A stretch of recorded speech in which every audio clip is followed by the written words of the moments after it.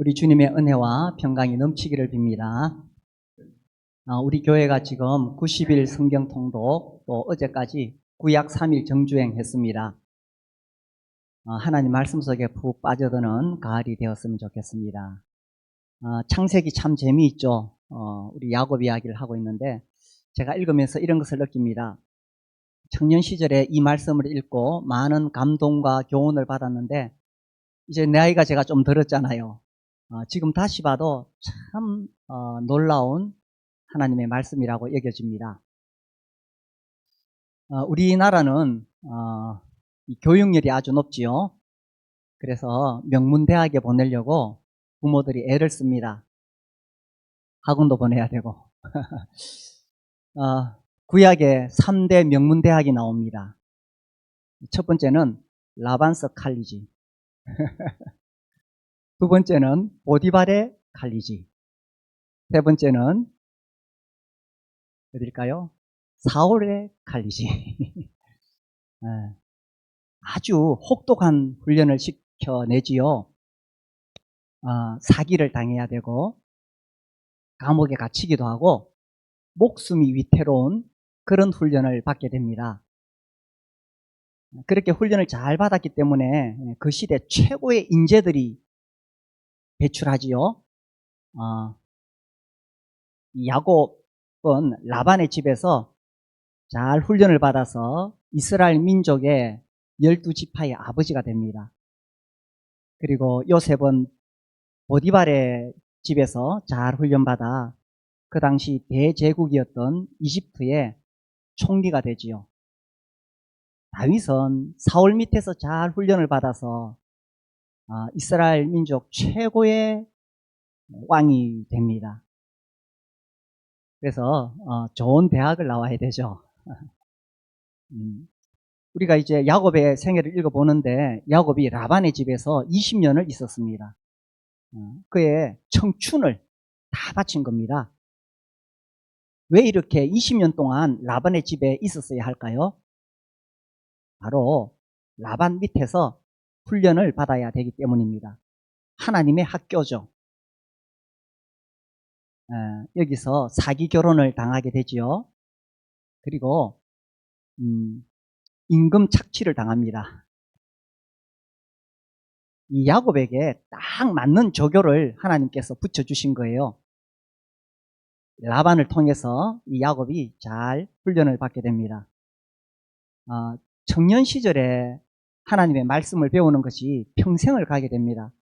제가 청년 시절에 배웠던 많은 교훈들 아직까지 간직하고 있는데 그 중에서 늘 인상에 남는 교훈이 있습니다.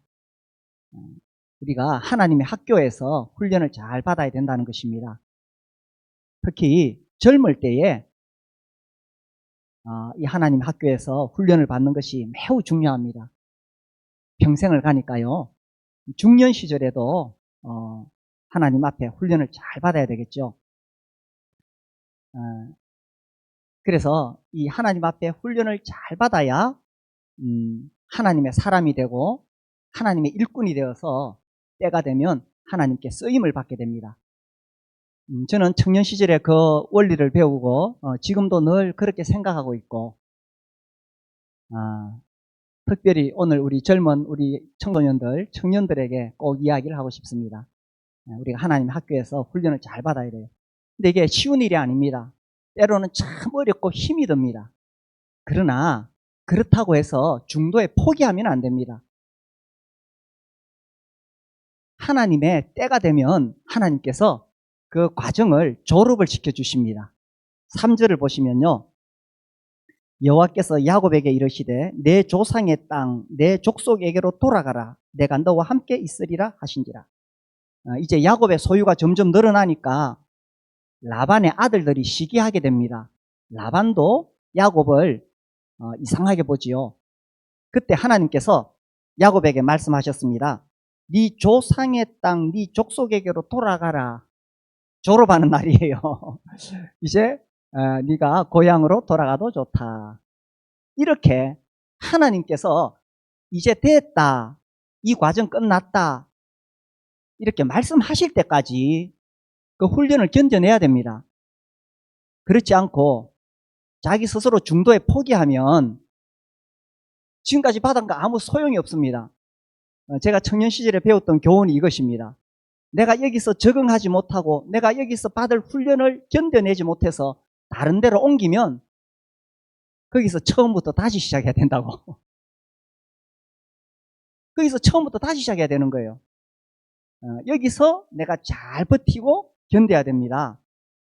중도 포기하면은 다시 시작해야 되는 거예요. 아, 내가 서울대학 중퇴했습니다. 누가 알아줍니까? 중퇴하는 거 아무도 안 알아줍니다. 끝까지 버티고 견뎌야 합니다.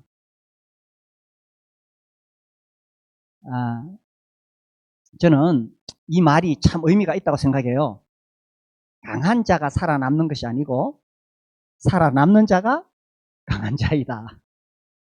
어떻게 동의가 되십니까? 저는 그렇게 생각합니다.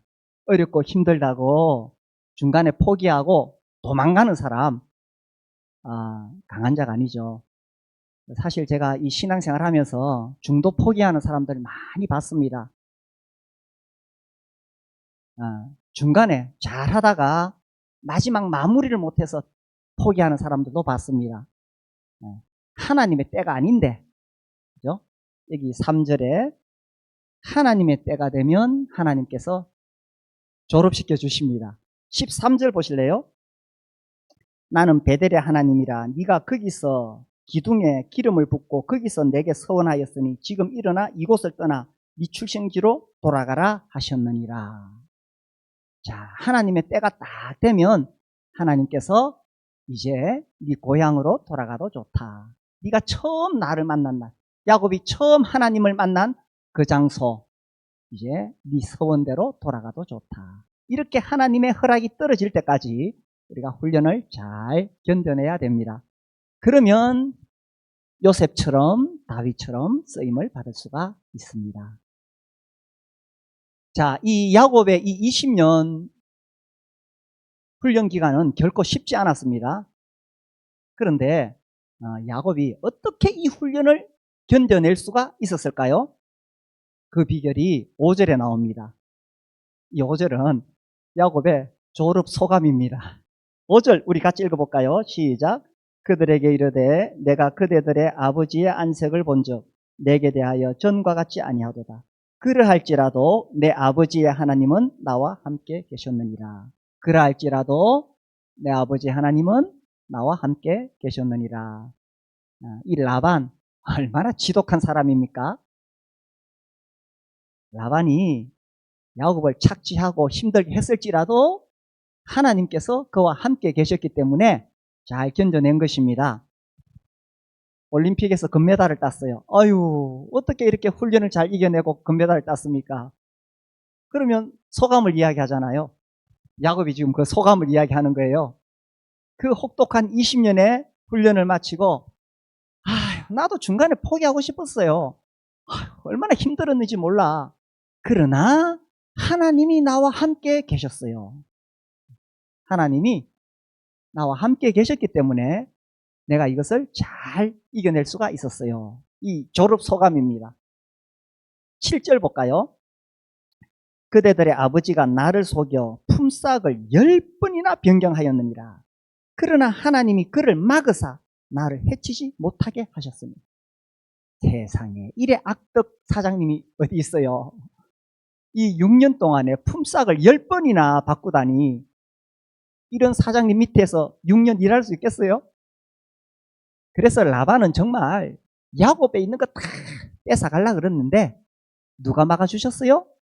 하나님이 막으사. 하나님이 막으사. 하나님께서 나와 함께 계셨느니라. 9절 볼까요?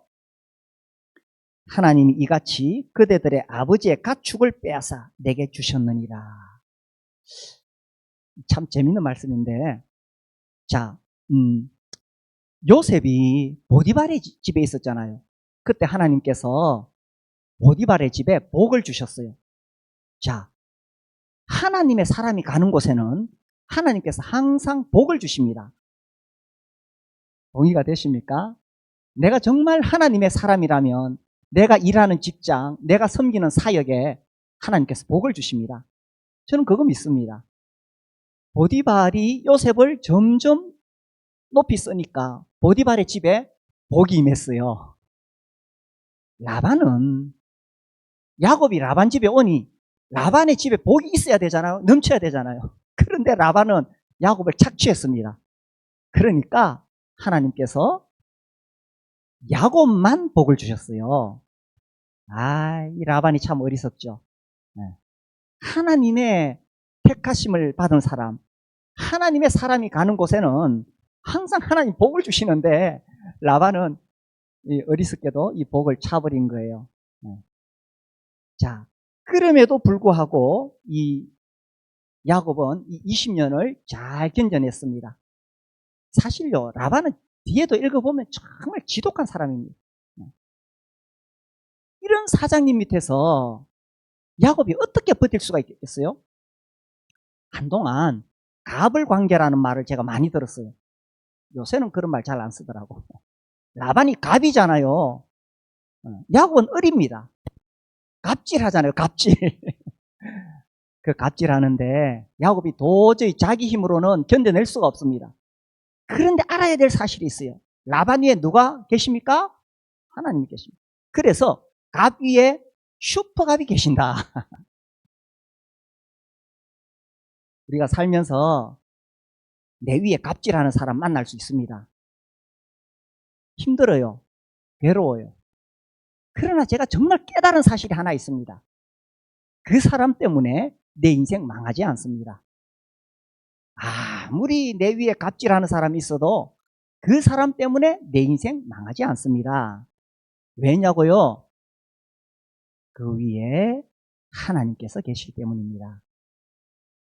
제가 어떤 목사님 만났는데 저한테 막 어려운 일을 이야기하더라고요.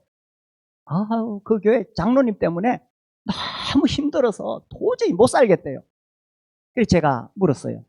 목사님, 하나님께서 목사님 부르신 거 맞습니까? 맞대.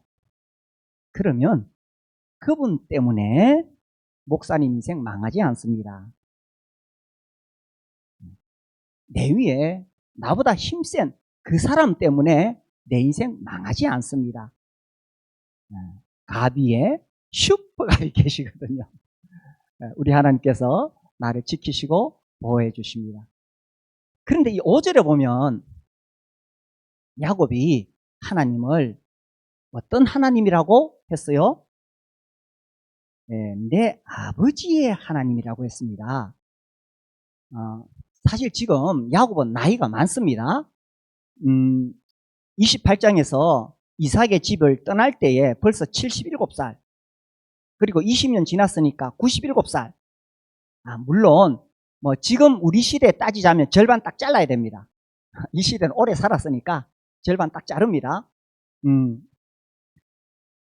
그런데 야곱은 나이가 들어도 마지막에 그 애굽으로 내려갈 때도 아버지 하나님이라고 되어 있어요. 자기 하나님이 아니에요. 아버지 하나님입니다. 우리는 지금 성경을 가지고 있기 때문에 하나님에 대해서 잘 알 수 있습니다. 하나님이 어떤 분이신지 창세기에서 요한계시록까지 읽어보면서 알 수 있어요. 근데 이 시대는 그냥 아브라함의 하나님, 아브라함이 경험했던 하나님, 이삭이 경험했던 하나님, 그렇게 이제 그 믿음이 전수되는 것입니다. 그래서 이제 야곱의 하나님이 되고 그 하나님이 이후에 이스라엘 민족 전체의 하나님으로 계시가 됩니다. 이때 중요한 것은 야곱은 하나님을 어떻게 알 수 있었느냐. 물론 28장에서 자기도 하나님을 사닥다리 언약 통해서 만났지만 야곱에게 하나님은 아버지의 하나님이셨습니다. 그리고 그런 표현이 계속 반복해서 성경에 나오고 있습니다. 그런데 야곱에게 비친 아버지 이삭은 어떤 사람이었느냐? 자, 42절에 보시면 우리 아버지의 하나님, 아브라함의 하나님, 곧 누굽니까? 이삭이 경외하는 이 야곱에게 비친 아버지 이삭은 어떤 분이셨느냐? 하나님을 경외하는 분이셨습니다. 그래서 야곱은 어떻게 하나님을 배웠느냐 하면 하나님은 참으로 내가 경외해야 할 분이시구나. 이걸 누구한테 배웠어요? 아버지한테 배웠습니다. 우리가 지난주에 이제 세대 통합 예배를 드렸지요. 그리고 오후에 학부모회를 했습니다. 이 세대 통합 예배를 어떻게 좀 더 우리 어린이들에게 좀 더 유익한 시간이 될 수 있도록 할까? 이렇게 많은 의견들을 나누었습니다. 그리고 사실 참 힘이 듭니다. 아이들이 막 통제가 안 되는 아이들 데리고 예배 드리려고 하면 너무 힘이 듭니다. 아이들이 뭐 소리 낼 때에 우리 이참에 제가 부탁드립니다. 뒤돌아보지 마세요.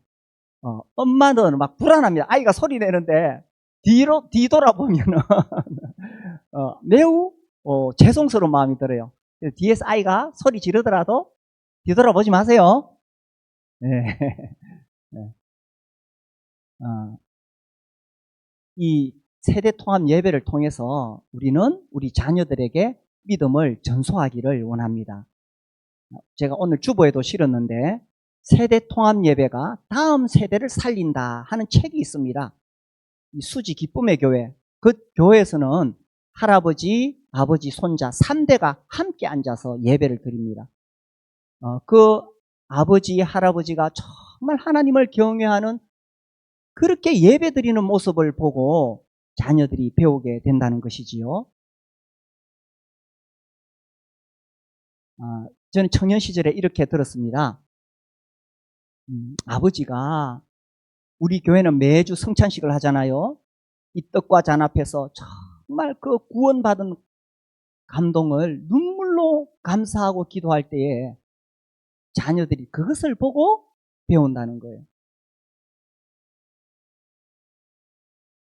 어떤 형제님이 아들을 이제 교회 예배 다 마치고 교회 일정 마치고 아들이하고 이제 차를 타고 이렇게 가면서 물었습니다. 아들아, 너는 하나님을 믿니? 그러니까 아들이 하는 말이 아들이 아니 그런 질문을 하느냐 하는 식으로 이렇게 대답했습니다. 아버지가 믿는데 내가 왜 안 믿겠어요? 자녀들은 이론적으로 배워서 믿는 것이 아니라 이렇게 무의식 속에 특별히 부모를 통해서 자연스럽게 이 신앙이 전수되는 것입니다. 이 세대 통합 예배 때 아이 데려와주고 막 통제하려고 하기 전에 집에서, 가정에서 자녀들과 함께 하는 것이 참 중요하겠지요. 지금 90일 성경 통독하는데 우리 가정에서 우리 어린 아이들 데리고 하고 있는 그런 이야기를 들었어요. 또 성경 암송하도록 우리 주일학교에서 계속 숙제 내주는데 또 그렇게 함께하고, 특히 우리 교회는 목장에서 올리브 블레싱 하잖아요. 저는 이거 정말 중요하다고 생각합니다.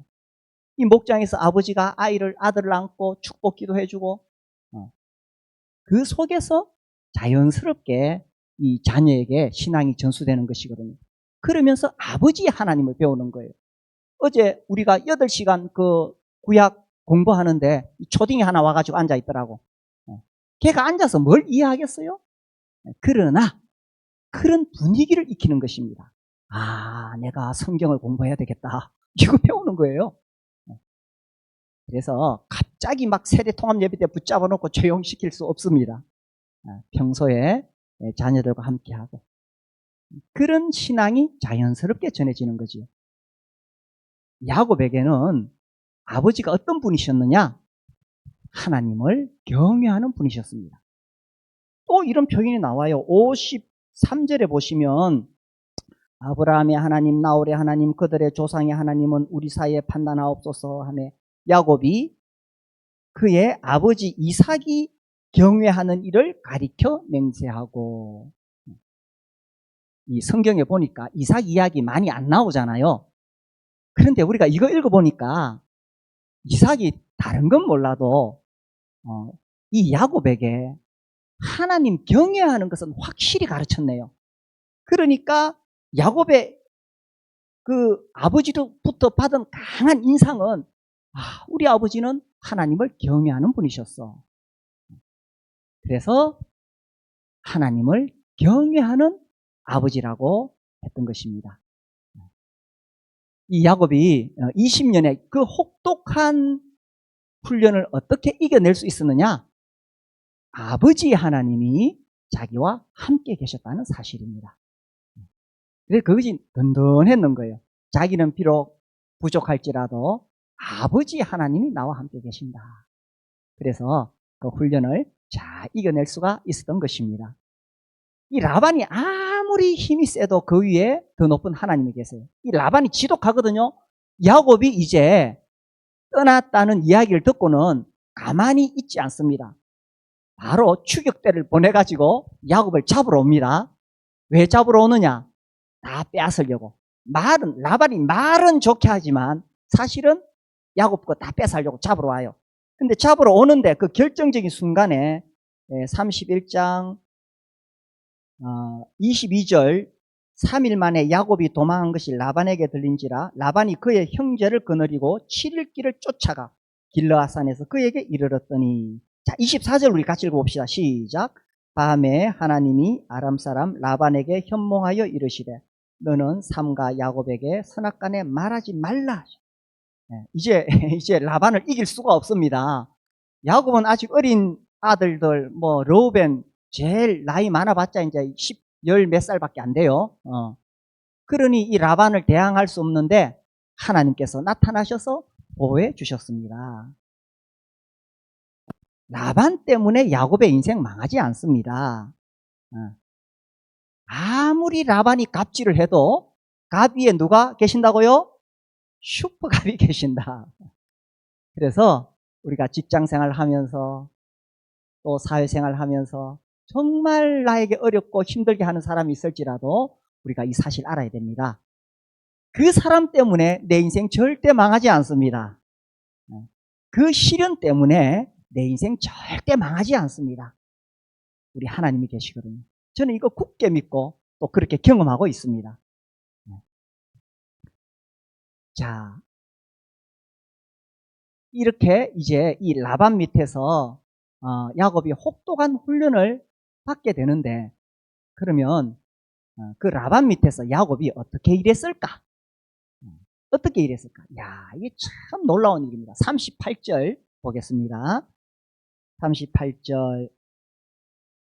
내가 이 20년을 외삼촌과 함께 하였거니와 외삼촌의 암양들이나 암염소들이 낙태하지 아니하였고 또 외삼촌의 양떼의 순양을 내가 먹지 아니하였으며. 자, 이런 야곱이 라반 밑에서 이렇게 일하고 있을 때에 얼마나 정직하게 일했는가 하는 것을 볼 수 있죠. 이 라반이 품삯을 10번이나 바꾸는 그런 악덕 사장님이 어디 있어요. 그런데 야곱은 정말 정직했습니다. 사실 들에서 목축하면서 마음만 먹으면 슬쩍 라반 한 마리 가져다가 양 잡아가지고 맛있게 먹을 수 있겠지요.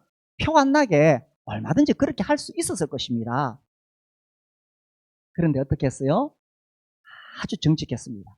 라반이 보든지 안 보든지 야곱은 아주 정직하게 낙태하지 아니하였고 정말 철저하게 라반의 양들을 돌보았던 거예요. 그리고 내가 먹지 아니하였으며, 그 다음에 39절 물려 찢긴 것은 내가 외삼촌에게로 가져가지 아니하고 낮에 도둑을 맞았든지 밤에 도둑을 맞았든지 외삼촌이 그것을 내 손에서 찾았으므로. 이것도 참 비겁하죠. 그러나 내가 스스로 그것을 보충하였으며. 양치다가 물린 거 그것까지 내놓으라는 거예요. 진짜 악덕 사장님이죠. 그런 사장님, 부장님 밑에서 6년 동안 이렇게 정직하게 일할 수 있겠어요? 네. 그런데 야곱은 다 물린 것도 보충해내고 정말 성실하게 일했습니다. 이렇게 성실한 사람이 어디 있어요? 네. 우리 청년들 직장 생활할 때 참 필요합니다. 그리고 우리 청년들 교회에서 권위 아래서 일할 때에 이런 거 배워야 됩니다. 자, 40절. 정말 감동적인 구절. 우리 같이 읽어봅시다. 40절 시작. 그러니까 낮에는 더위와 밤에는 추위를 무릅쓰고 눈 붙일 겨를도 없이 지냈나이다. 이 중동 지역에 낮에 더위가 얼마나 뜨거워요. 또 밤에 추위는 얼마나 춥습니까? 그런데 조금도 꾀부리지 않았습니다. 낮에는 더위, 밤에는 추위, 눈 붙일 겨를도 없이 성실하게 일했다는 사실입니다. 아니, 그 라반이 아주 훌륭한 사장님이고 뭐 보너스도 많이 주고 복지 혜택도 좋은 그런 라반 아니었습니다. 그러나 야곱은 정직했습니다. 야곱의 이미지는 뭐 사기치고 뭐 약삭 빠르고 뭐 그죠? 속이고 이런 이미지잖아요. 그러나 야곱은 자기가 맡은 일에 있어서는 정말 정직하고 성실하고 충성스러웠습니다. 저는 청년 시절에 이 말씀 읽으면서 정말 도전받았습니다. 그래서 직장에서 일하든지 알바를 하든지 학교에서 공부를 하든지 교회에서 일을 할지라도 이런 충성됨이 필요하다는 거죠. 자, 이렇게 충성스럽게 일하니까 하나님께서 보상해 주시죠. 41절. 내가 외삼촌의 집에 있는 20년 동안 외삼촌의 두 딸을 위하여 14년, 외삼촌의 양떼를 위하여 6년을 외삼촌에게 봉사하였거니와. 야, 이 라반 보통 사람 아닙니다. 외삼촌께서 내 품삯을 10번이나 바꾸셨으며, 아니 이런 사장님 밑에 어떻게 일하겠어요? 이런 갑이 있지만, 자 42절, 우리 아버지의 하나님, 더 높으신 슈퍼갑이 계십니다. 아브라함의 하나님 곧 이삭이 경외하는 이가 나와 함께 계시지 아니하셨더라면 외삼촌께서 이제 나를 빈손으로 보내셨으리다마는 하나님이 내 고난과 내 손의 수고를 보시고 어젯밤에 외삼촌을 책망하셨습니다. 어젯밤에 이 추격해 와가지고 야곱의 거 다 뺏어가려고 하는 그 결정적인 순간에 하나님께서 딱 개입하신 것입니다. 그래서 하나님께서 이 야곱에게 보상해 주셨던 거예요. 어떤 상황에서도 우리가 이렇게 성실하게 일하는 것은 참 중요합니다. 제가 아주 오래전에 읽은 책이라 이름은 기억 안 나는데 미국의 아주 유명한 정치인입니다. 그분이 대학 시절에 아르바이트 하면서 봤던 것을 이렇게 적은 것을 봤어요. 이분이 이제 방학 때 어느 공장에 알바를 갔는데 한 직원이 삽을 이렇게 탁 쥐고는 삐딱하게 서가지고는 계속 불평을 늘어놓더래요. 그 회사 방침에 대해서 불평하고 뭐 공장 환경에 대해서 불평하고 또 내가 이런 일을 해야 되냐 하면서 막 불평을 늘어놓더래요. 근데 저쪽에 또 다른 직원이 있었는데 그 직원은 그 삽을 들고 열심히 뭘 파면서 일을 하더래요. 같은 상황입니다. 그 다음 방학 때 또 그 공장에 알바를 갔어요.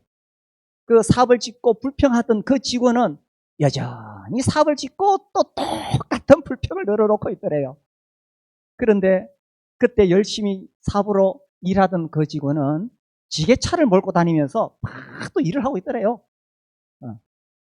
그 다음 방학 때 또 알바를 하러 그 공장에 갔습니다.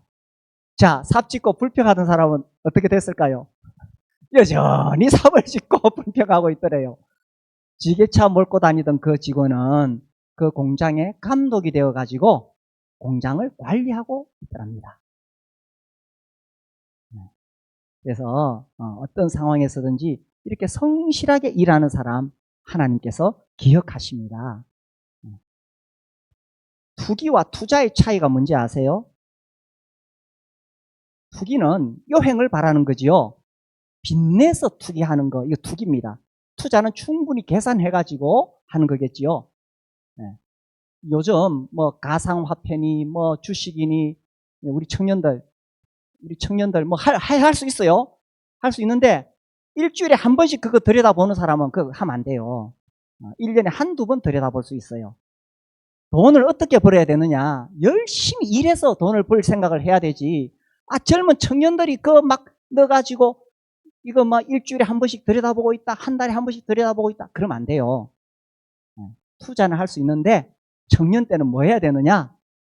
어제처럼 계속 성경 공부하고 하나님 말씀 공부하고 이렇게 밤낮 없이 성실하게 일하면 하나님께서 보상해 주십니다. 게으르면 안 돼요. 게으름. 우리 교회 그전에 아주 오래전에 게으름이라는 책으로 우리 자매님들이 공부했어요. 저도 그 책 보고 나서 깜짝 놀란 게 있어요. 아니, 성경에 게으름이라는 단어가 이렇게 많이 나오나? 잠언에 보시면요, 곳곳에 게으름이라는 단어가 나와요. 그 책에서는 이 육체적인 게으름, 이 게으름, 정신 상태가 게으르면 이게 영적인 문제라는 거예요. 하나님의 창조 질서를 거스리는 것이고, 무엇보다 게으르면 성화를 가로막는다라고 되어 있습니다. 제가 그 책 지금 오래돼서 다는 기억 안 나지만 저는 거기에 동의합니다. 게으르면 성화를 이룰 수가 없습니다. 정신적으로 게으른 사람은 영적으로도 성숙해 갈 수가 없습니다. 이 야곱 보세요. 얼마나 성실하게 일을 합니까? 밤낮으로, 낮에는 더위를 무릅쓰고 밤에는 추위를 무릅쓰고 밤낮 없이 성실하게 일했습니다. 그래서요, 이렇게 열심히 일하니까 하나님께서 이제 20년 다 채우니까 졸업시켜 주신 거예요. 야곱의 졸업 학점이 얼마인지 아세요? A++. 그래, 됐다. 이만하면 됐다. 충분히 잘했다. 그래서 하나님께서 이제 야곱에게 네 고향으로 돌아가도 좋다, 이렇게 말씀해 주신 것입니다. 우리는 다 하나님의 학교를 다니고 있는 거예요. 왜 나에게 이런 일이 생겼을까? 왜 나에게 이런 갑질하는 사람이 있을까? 나를 훈련시키기 위한 하나님의 방편입니다.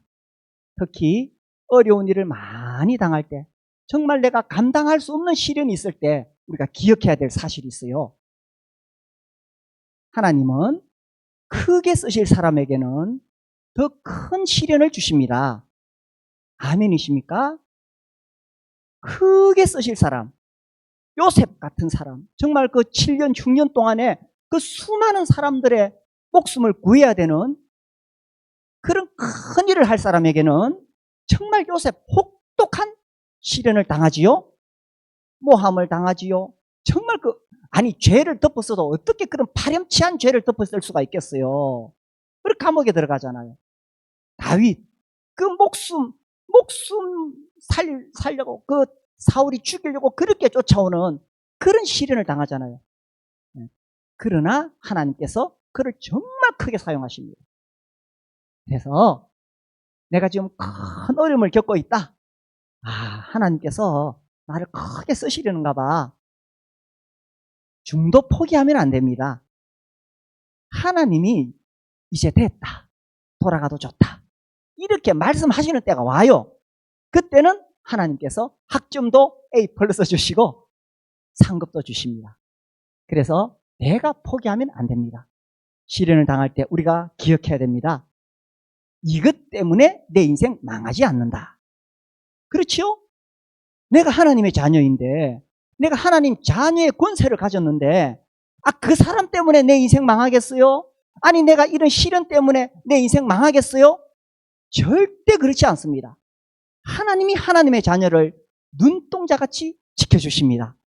그래서 나를 지키시는 하나님을 의지하시고 신뢰하시고 어떤 시련이 오더라도 잘 버티고 야곱처럼 성실하게 일하면 우리가 주님을 닮아가게 됩니다. 그러면 주님께 쓰임받는 인생이 됩니다. 우리 모두 그렇게 살 수 있게 되기를 바랍니다. 우리 찬송하겠습니다.